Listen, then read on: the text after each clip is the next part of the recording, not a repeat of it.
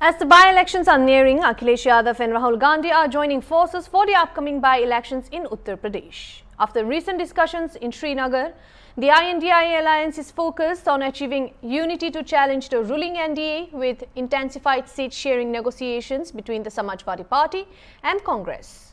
Leaders from both parties recently convened to discuss seat allocation, and the SP has already announced candidates for 6 seats as they continue their internal strategizing. UP विधानसभा उपचुनाव को लेकर Samajwadi party ने जीत का मैदान सजाना शुरू कर दिया है। दिग्गजों के हाथ में चुनावी प्रचार की कमान सौंपने के साथ साथ समाजवादी पार्टी लगातार जो प्रत्याशी हैं उनके चयन में भी सतर्कता कर रही है और इस वक्त भी एक बड़ी बैठक चल रही है। देखिए, सपा कार्यालय पे हैं हम लोग इस वक्त। यहाँ पे तमाम जगहों से हर क्षेत्र के जिला उपाध्यक्षों के साथ अध्यक्ष और सांसदों को भी बुलाया गया है।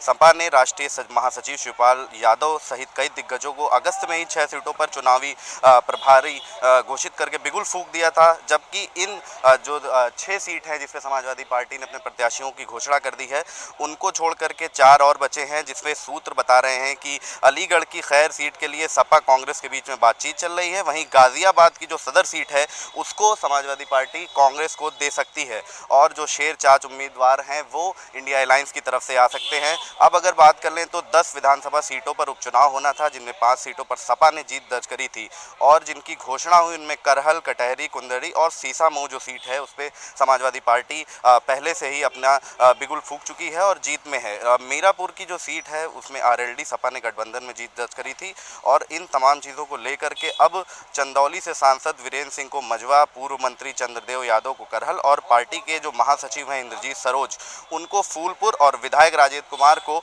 सीसामऊ की सीट का प्रभारी बनाया गया। सपा ने अब तक गाजियाबाद, खैर और मीरापुर, कुंदरकी सीट पर अपने प्रभारी घोषित नहीं किए हैं। 2022 विधानसभा चुनाव में जिस तरह से समाजवादी पार्टी की 5 सीटें थीं और लोकसभा में वो खाली हो गई थीं, उसके बाद अब उपचुनाव होना है और लगातार समाजवादी पार्टी बड़ी बैठकें कर रही हैं। मेरे साथ में कोई है, उनसे बात करने का प्रयास करते हैं। क्या नाम है भाई साहब? जी, डॉक्टर बादशाह खान।